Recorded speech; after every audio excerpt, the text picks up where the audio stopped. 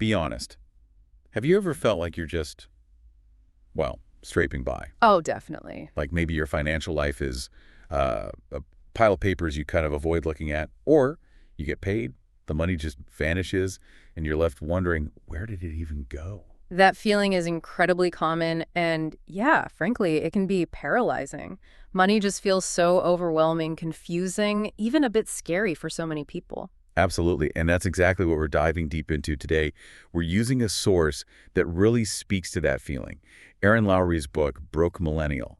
Stop scraping by and get your financial life together. It's a great resource. Right. So our mission here is to cut through some of that confusion, pull out the key actionable nuggets from this book, and help you, our listener, feel more empowered about your money, not, terrified by it. Yeah, the book really nails that sort of universal anxiety. It mentions specific examples like a friend named Lizzie who was genuinely scared to even check her bank balance. Well, Or just that general sense people have that, personal finance wasn't something they were ever really taught.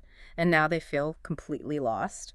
it's so relatable because, let's face it, talking about money often feels awkward. It's almost taboo in our culture, isn't it? Definitely. The book touches on this. It points out that maybe you were, like, shushed or scolded for asking about money when you were little. Right. Or maybe it feels as weird as talking about, well, the book says sexual proclivities at the dinner table. Yeah, okay. We just haven't really built the muscle for open, comfortable money conversations. And that societal discomfort, it feeds directly into a core concept the book explores early on, your personal relationship with money. Okay. The author uses this fantastic analogy.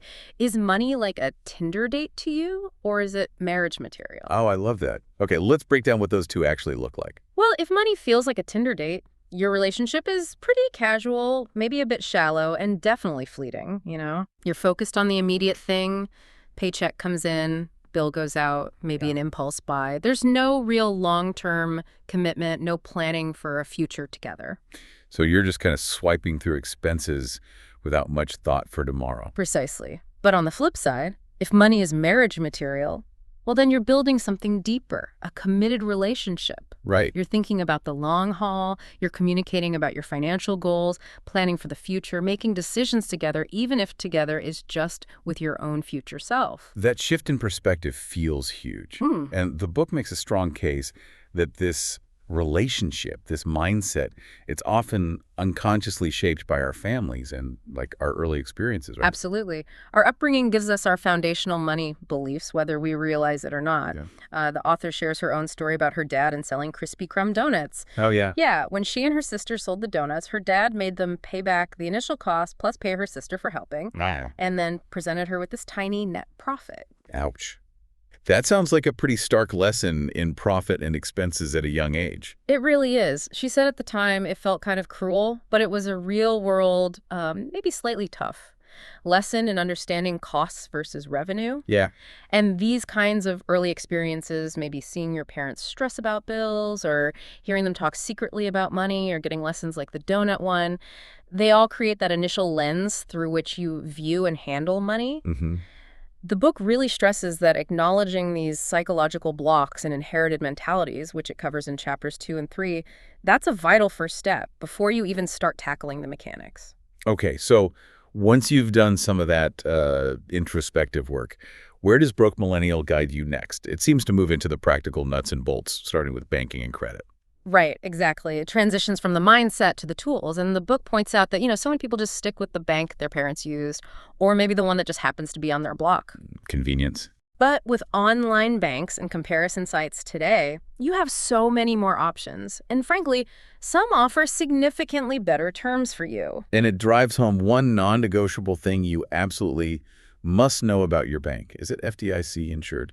Yes, this is critical, like foundational knowledge. FDIC insurance means that if your bank were to fail, your deposits are protected by the government. Right. Up to $250,000 per depositor, per insured bank, for each account ownership category. It's basically peace of mind for your cash. Right. The book makes it really clear what's covered, things like checking and savings accounts, and what's not, like investments or the stuff in a safe deposit box. And the source even gives you the tool, Bank Find, on the FDIC website, so you can actually check if your specific bank is covered.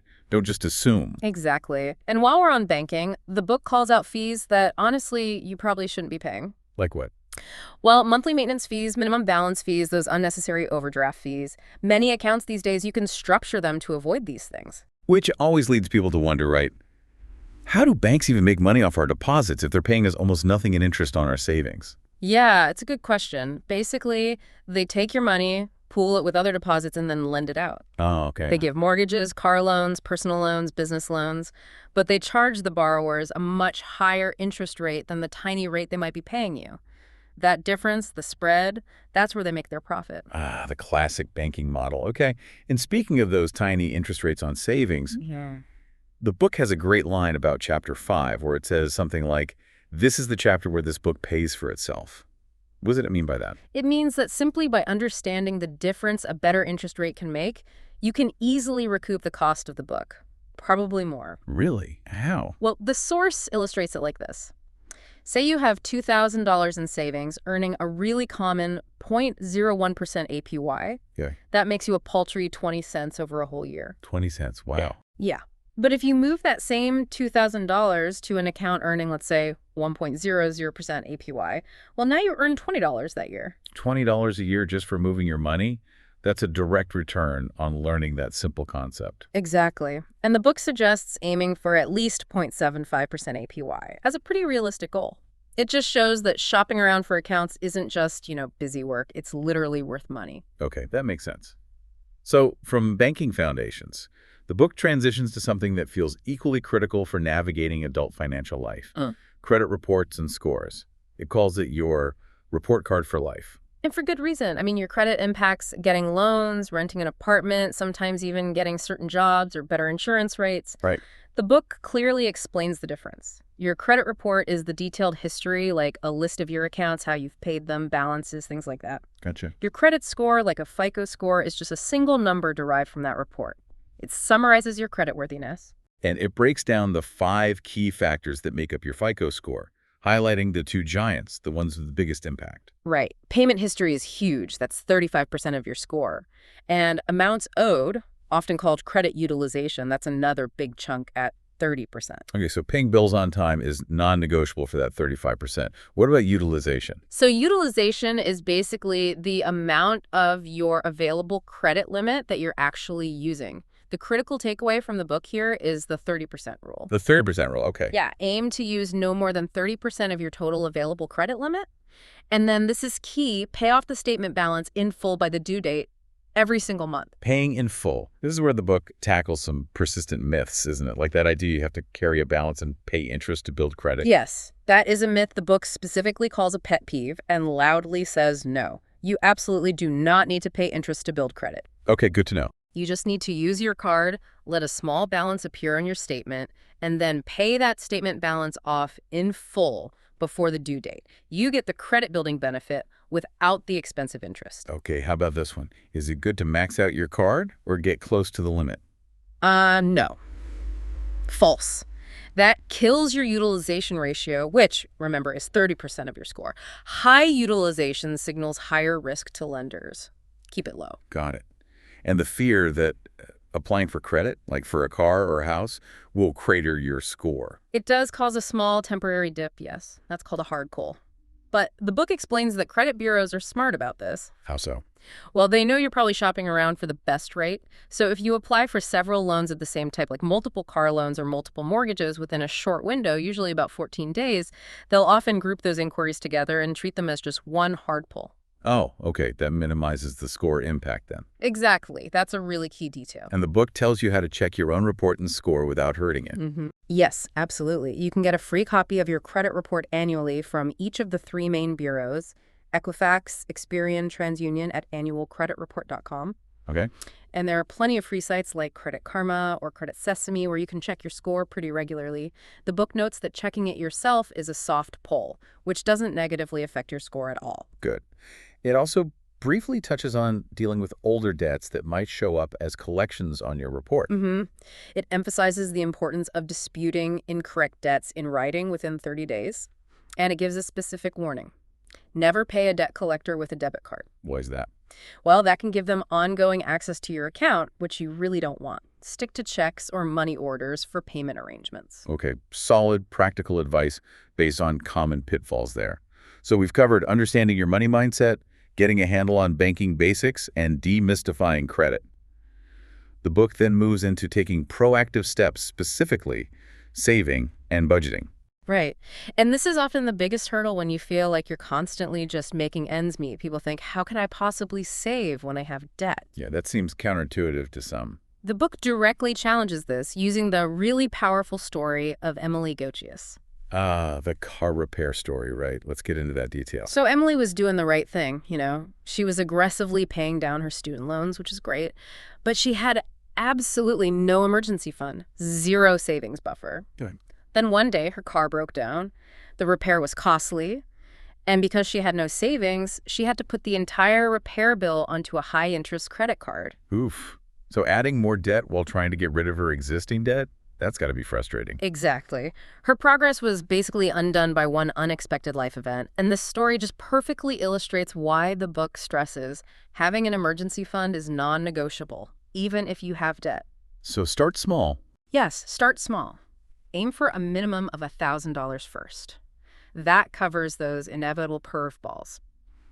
A car repair, a vet bill, a minor medical expense.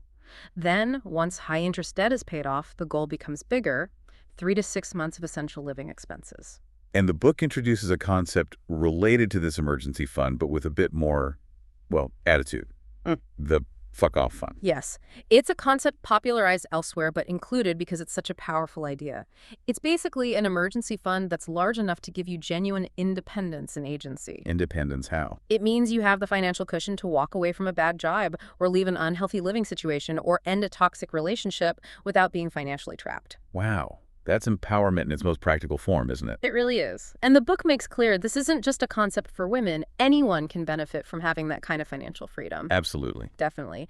Now, how do you actually build this fund or any savings when money feels tight? The core principle the book hammers home is paying yourself first. Make it a priority, like it's just another bill you have to pay. Precisely. And the most effective way to do it is to automate it. Set up an automatic transfer from your checking account into a separate savings account every single time you get paid. So the money moves before you even have a chance to spend it. Exactly. Out of sight, out of mind. And putting it in a separate account, maybe even at a totally different bank. The book absolutely recommends this. If the money is just sitting there in the same checking account you use for daily spending, it's just too easy to dip into it. Yeah, too tempting. A separate account adds that little layer of friction that helps you resist spending those savings. Okay, but you can't really pay yourself first or save effectively if you don't actually know where your money is going in the first place. Which brings us to budgeting. The book frames budgeting as the essential tool for understanding your cash flow and finally answering that eternal question. Where the hell did I spend my money? Exactly. And it's not about deprivation. It's about awareness and control. Budgeting helps you identify those money leaks. Money leaks, yeah. That are preventing you from saving or paying off debt. Then you can redirect that money intentionally. The book explores a couple of popular methods to get started. Like the tracking every penny system. Sounds intense. It can be, but it's effective. It's exactly what it sounds like. You meticulously record every single transaction for a set period, maybe 2 weeks or a month. Every coffee. Every pack of gum. Everything. It can be tedious, yeah, but the insights are often really eye-opening. The book shares an example of a roommate who did this and was shocked to realize she's spending nearly $20 a week on bottled water. $20 a week on water. That adds up so fast. That's over $1,000 a year. Right. Finding those hidden expenses is absolutely key to freeing up cash you didn't even realize you had. Wow. Okay, what's another method? Another one mentioned is the cash diet or the envelope system. This is where you allocate a set amount of cash for specific spending categories like groceries, entertainment, dining out. Physical cash in envelopes. Yeah, often physical cash. Once the cash in that envelope is gone, that's it. You stop spending in that category until the next period. It creates these hard visual limits. That sounds like it forces discipline. It really does. The goal with these systems, as the book emphasizes, isn't just tracking for tracking's sake. It's about getting a clear picture of where your money actually goes so you can make conscious decisions. Right. You find those leaks, and then you repurpose that money towards building your emergency fund or paying down high-interest debt or whatever your financial goals happen to be. So it's not about permanent restriction, necessarily. Not at all. It's about gaining understanding and control so you can make intentional choices about your money. Turning that feeling of scraping by into a feeling of actual empowerment. Okay, so this deep dive into Broke Millennial has really taken us on a journey. We went from acknowledging the emotional baggage many of us carry around money to building that essential foundation of banking and credit knowledge, and finally to taking concrete action through saving and budgeting. Yeah. And the overarching theme from the source, it isn't really about complex strategies or, getting rich quick. It's much more about gaining confidence and control just by mastering the fundamentals. It's about shifting from feeling anxious and reactive about money to feeling empowered and proactive. And the book leaves us with a truly thought-provoking point. Yeah. Your net worth, right? That big number that gets discussed so much, it doesn't actually affect your credit score. That's a fascinating point. It really reinforces this idea that true financial health and that feeling of empowerment, it comes not from some arbitrary number, but from mastering the basics we just discussed, your mindset, saving consistently, using credit wisely, truly understanding where your money flows. Which I think raises a fundamental question for you listening right now.